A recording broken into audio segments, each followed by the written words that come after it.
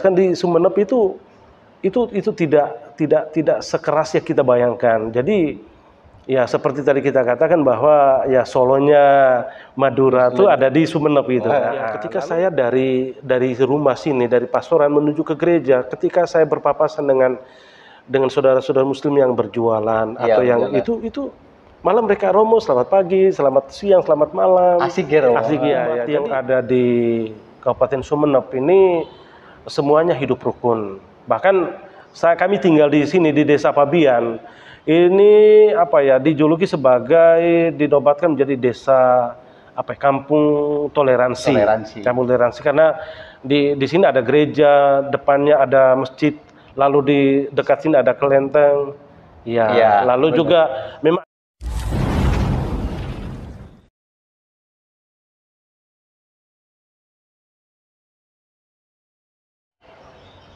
Salam teman-teman, kita kembali lagi. Saya akan ngobrol-ngobrol. Kali ini saya ngobrol dengan Romo, salah satu pemuka agama di Katolik. Nah, jadi saudara kita sesama lintas agama gitu ya. Nah, gimana Romo, apa kabar? Alhamdulillah, puji Tuhan, kabar baik, Sen. Oh iya. Nah, sebelum saya belajar dan tanya-tanya, di sini saya konsepnya belajar ya Romo. Oke, siap. Nah, jadi sebelum saya belajar dan tanya-tanya lebih lanjut, mungkin Romo perkenalkan diri dulu, nama siapa, dari mana Romo berasal, dan sekarang bertugas di mana Romo? Oh ya, oke, siap. Terima kasih. Pertama saya memperkenalkan diri, nama lengkap ya. Nama lengkap. Cornelis Kopong Suban, lalu biasa dipanggil Romo Koko. Oh, ya, Romo Koko. Saya berasal dari NTT, khususnya di Flores, dan lebih khusus lagi di satu pulau kecil namanya Pulau Adonara. Adonara itu satu pulau kecil di ujung timur Pulau Flores. Nah, lalu saya menjadi Romo itu sejak tahun 2007. Sudah 2007 saya sudah lumayan. Jadi 2007 saya jadi Romo ditabiskan atau dilantik lah. Atau kalau di Katolik biasanya istilahnya ditabiskan menjadi Romo tahun 2007 di Flores. Lalu selama 9 tahun saya bertugas di Flores. Lalu tahun 2016 saya diutus ke Jawa di Malang. Lalu di Malang saya pertama bertugasnya di Jember. Di Jember, lalu 1 tahun lebih di Jember, lalu setelah itu ke Malang Selatan. Di Malang Selatan khususnya di daerah Karangkates itu 4,5 tahun. Lalu sekarang ini saya bertugas di Sumeneb di Madura. Ya, jadi selama kurang lebih 3 tahun ke depan. Jadi sudah 1 tahun lebih, lagi 2 tahun lagi. Udah tahun ini. Iya, berarti bertugas di sini mulai tahun berapa, Romo? Tahun lalu 2022. 2022. Iya, berarti setelah corona ya, Romo? Iya, betul. Itu penempatan Romo itu berapa tahunan, Romo? Atau terserah Romonya? Kami penempatan itu berdasarkan SK dari pimpinan kami. Pimpinan kami itu uskup. Kalau kalau ke tugas di paroki seperti di Sumeneb ini, kami mendapatkan SK dari Bapak Uskup yang ada di Malang. Jadi satu periode SK itu 3 tahun. Jadi 3 tahun bisa diperpanjang, bisa juga langsung dipindahkan. Jadi saya di sini dari 2022 sampai 2025 rencananya satu periode. Oh, satu periode. Iya. Kalau mau diperpanjang juga terserah yang di atas, yang pimpinan maksudnya, Bapak Uskup. Oh gitu aja. Berarti itu biasanya yang memperpanjang dari pimpinannya sendiri atau bisa mengusulkan sendiri, Romo? Biasanya dari atas. Dari atas ya. Lalu biasanya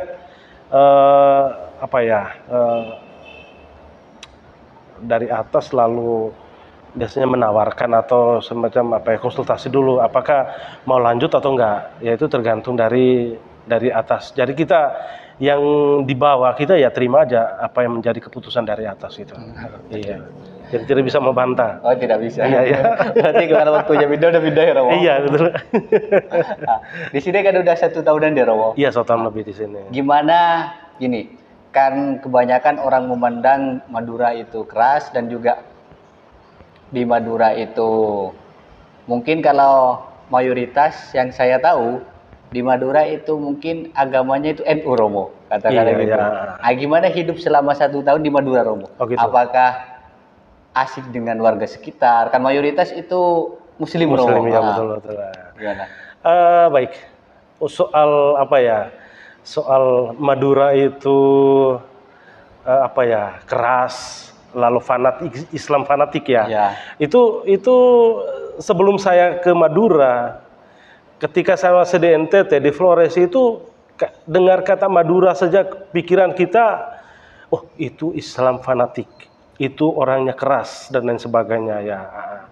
Dan ketika kebetulan ketika saya sudah tugas di sini dan saya ke Flores, itu saya beritahu bahwa saya tugas di Madura. Lalu mereka heran, loh kok bisa ya ada di Madura ada Katoliknya.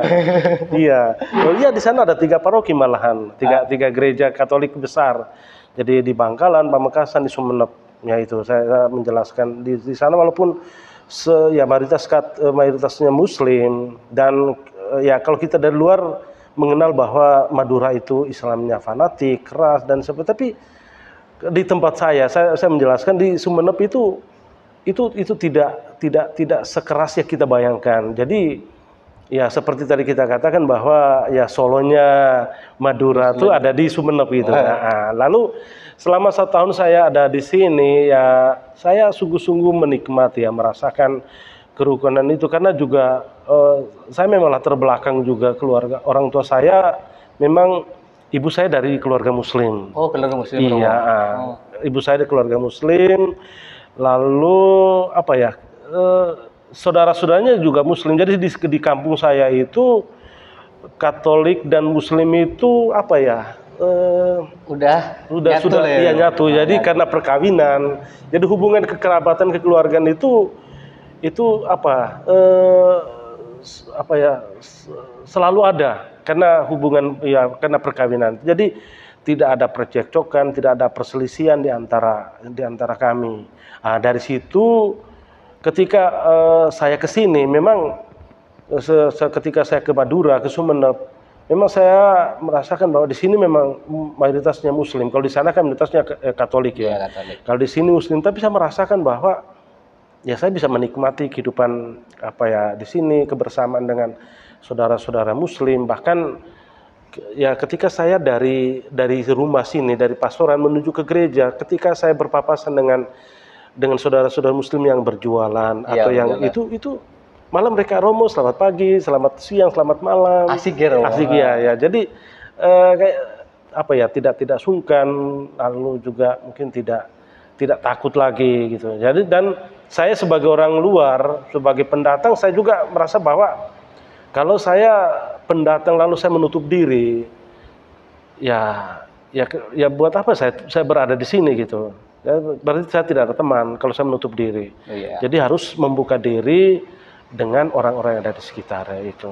Berarti asik kehidupan selama dia ada di Sumeneb. Ya alhamdulillah asik lah di sini, ya asik. Ya, lalu bukan hanya dengan warga sekitar ya, tapi juga ketika saya bergabung dengan FKUB.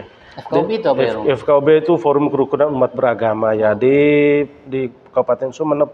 Itu saya juga bergaul dengan banyak kiai, ustadz, lalu juga pendeta, lalu juga dari Buddha, dari Konghucu juga ada.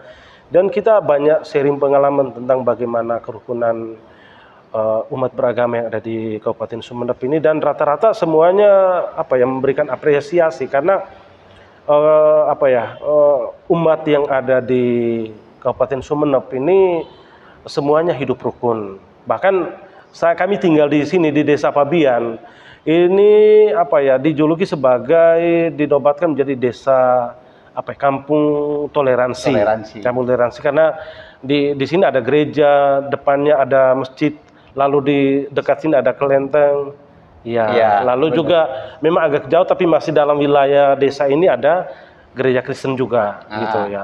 Nah, jadi orang mungkin tidak tahu, orang taunya di Madura itu hanya ada Islam, ya. Islam, Padahal ya betul. di Sumeneb itu di salah satu desa ada yang berdampingan, ada gereja ada Katolik, ada wihara yang sekaligus kelenteng, dan juga ada masjid. ada masjid ya itu tiga berdampingan lah. Berdampingan ya. Nah, jadi kan Romo katanya tadi berasal dari keluarga yang beda agama. Betul lah. Berarti Romo udah tidak asing sama toleransi dan udah udah menjalani hidup sehari-hari lah sebelum. Iya betul lah. Nah, sebelum ke Sumeneb atau tadi yang dibilang ke Malang. Ke Malang ya betul lah. Berarti udah menjalani kehidupan itu sejak di rumah. Iya betul. Maka kadang-kadang saya kadang-kadang spontan mengatakan bahwa ketika kaget, astagfirullahaladzim. Ya itu kaget, ya itu spontan.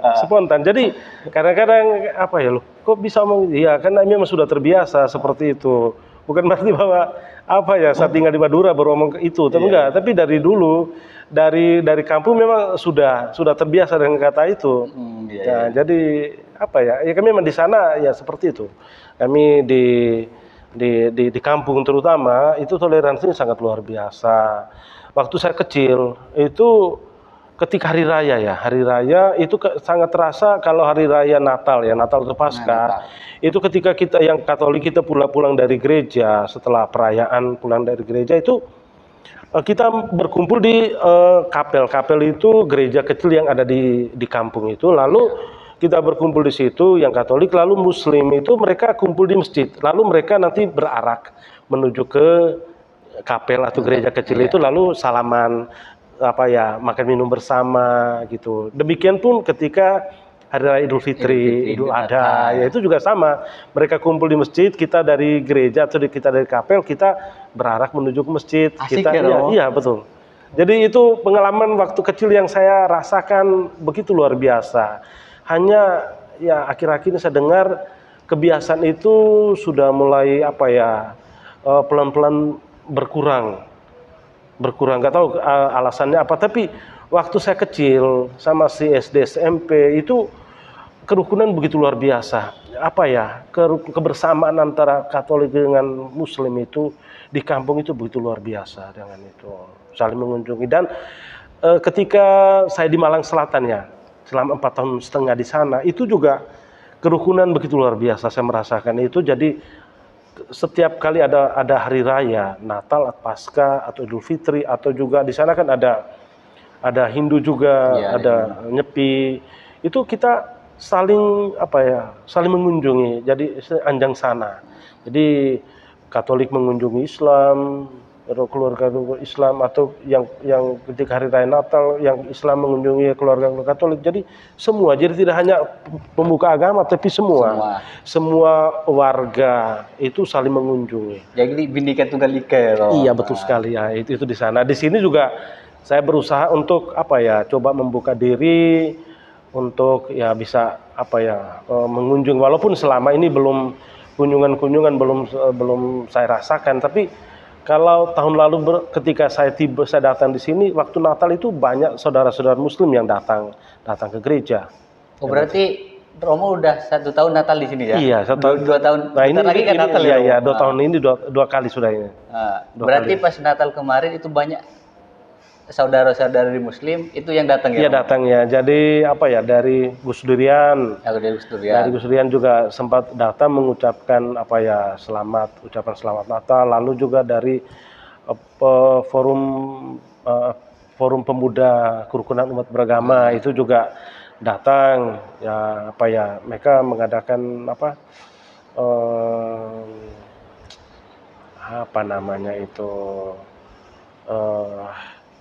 pokoknya mengunjungi gereja-gereja yang merayakan hari Natal itu ya. Lalu juga teman-teman yang lain juga ya datang, pokoknya mengucapkan selamat. Juga banyak teman-teman polisi Muslim juga ya datang. Ya itu. Saya sebelum ke Natal Romo. Iya. Gini, kan yang saya tahu di Kristen itu kan ada Katolik sama Protestan Romo. Iya betul. Yang di Indonesia. Kan kalau semua di Katolik kan Romo ya. Iya, Pemuka agamanya. Iya, betul. Selain Romo, ada nama lain nggak Romo? Romo kalau ya Romo ya namanya pastor. Pastor. Atau kalau Romo itu kan itu kan sebenarnya dari Jawa ya. Romo itu kan bapak Iya, sebenarnya bapak. ya. Jadi ya Romo tuh ya bapak. Jadi kami ya juga bapak sebenarnya. Pastor itu kan bahasa Latin ya. Bahasa Latin artinya itu pastor itu gembala. Oh, gembala. Gembala. Jadi ya kami juga dipanggil sebagai pastor. Atau juga kalau kami di Flores di NTT itu juga ada panggilan namanya pater. Pater itu bapak juga, itu bahasa Latin. Bahasa Latin pater itu bapak. Nah, jadi panggilan kami itu bisa Romo, bisa pastor, bisa pater itu. Kalau sumpama kayak Protestan itu kan pendeta ya. Pendeta ya. Kalau di Katolik bukan pendeta, nggak ada pendeta. Bukan. Kami yang pemuka agama Katolik itu ya itu pastor itu ya pastor ya. Romo atau pater itu. Kalau semua kalau di Katolik itu kiblatnya ke Roma ya. Pusat kami di Roma. Jadi seluruh dunia itu pusatnya ada di Roma Katolik ya semuanya. Untuk pengangkatan Romo itu ada kriterianya nggak, Romo? Semisal tadi kan sebelum ini kan kita ngobrol-ngobrol ya. Ada kuliahnya atau itu pilihan atau dan juga jadi Romo nggak boleh menikah kan di Romo? Iya betul lah. Jadi begini. Atau itu pilihan atau emang ditunjuk Romo? Itu pilihan hidup. Oh, pilihan hidup. Pilihan hidup ya, panggilan ya. Jadi Romo itu panggilan, sebuah panggilan. Jadi pilihan hidup. Jadi pilihan hidup atau panggilan hidup itu tidak. Memang ada yang sejak dari kecil memang sudah merasakan itu bahwa saya terpanggil untuk menjadi Romo. Oh, udah ada panggilan itu. Ada juga yang mungkin setelah dia sekolah SD atau SMP atau SMA bahkan setelah kerja baru dia terpanggil. Saya merasa terpanggil menjadi Romo. Jadi soal panggilan itu bukan. Itu panggilan bebas ya, jadi tidak ditentukan oleh siapapun. Jadi itu panggilan bebas dari kita. Lalu seperti saya katakan tadi bahwa ada yang sejak dari kecil itu sudah merasakan dia merasa tertarik untuk jadi Romo. Tapi ada juga yang malah setelah kuliah, setelah kerja, lalu dia malah tertarik jadi Romo. Gitu. Batas waktunya itu berapa? Apa ada jenjangnya nggak, Misal 10 tahun baru bisa jadi Romo atau berapa tahun baru bisa jadi Romo atau setelah lulus apa baru bisa jadi Romo gitu. Jadi kalau pendidikan itu kalau dari pendidikan dasar seminari ya. Kalau Muslim kan sekarang sudah pesantren ya gitu kan. Kayak pesantren di seminari. Ya, tapi kalau kami itu untuk pendidikan khusus untuk Romo itu pertama di seminari. Ada yang SMP. Jadi setelah tamat SD langsung masuk seminari. Itu SMP. Jadi SMP, SMA, lalu kuliah, S1 lalu S2 gitu. Tapi ada juga yang setelah SMP jadi luar, ya SMP negeri atau apa begitu, lalu setelah itu SMA-nya di seminari. Jadi pendidikan khususnya setelah SMP. Itu bisa juga. Bisa ya. Jadi setelah SMP lalu dia mengambil pendidikan menengahnya SMA-nya di seminari. Jadi selama 4 tahun dia di seminari. Setelah tamat SMA lalu dia memilih untuk masuk di bagian mana. Jadi itu juga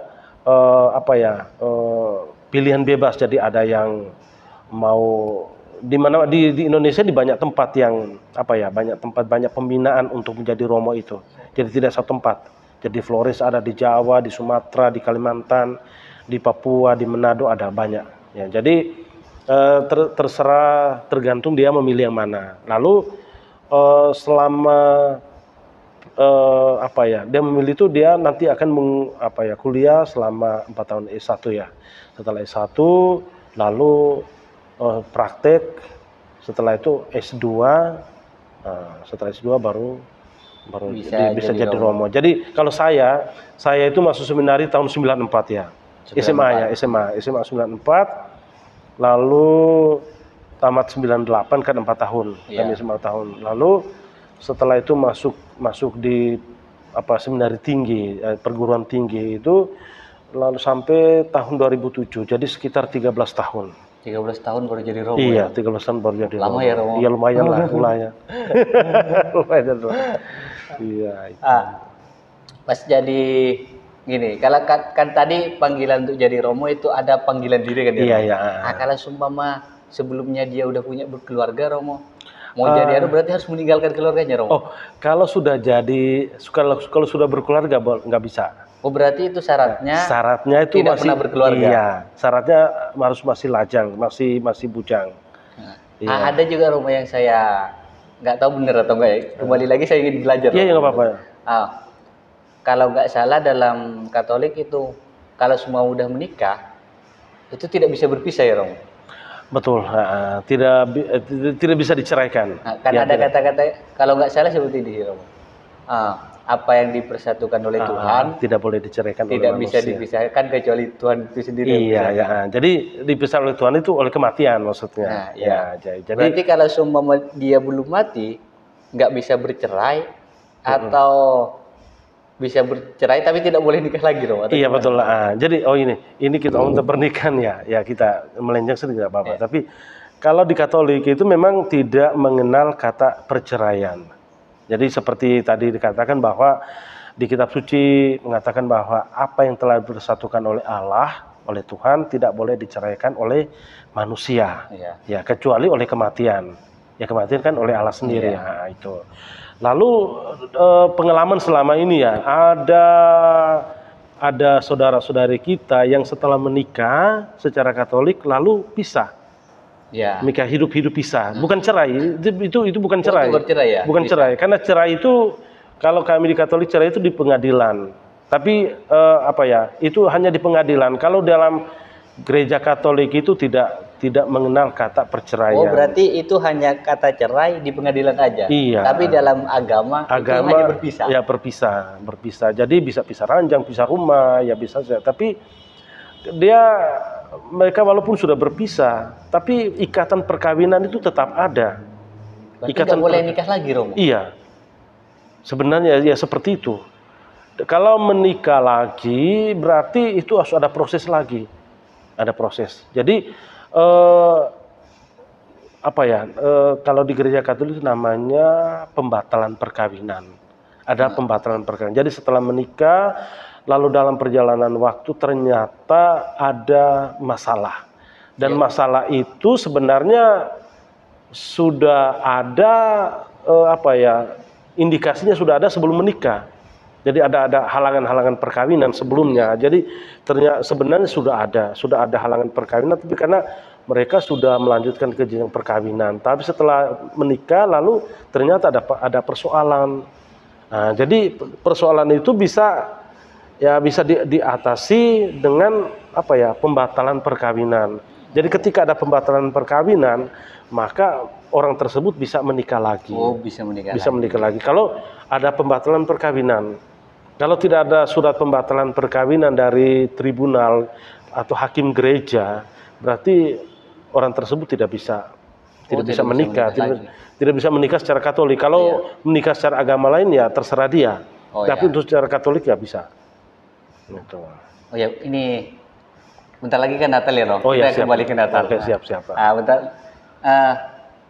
Gimana rasanya Natal di Madura, khususnya di Sumeneb, dan juga gimana persiapan Natal yang bentar lagi ini, Romo?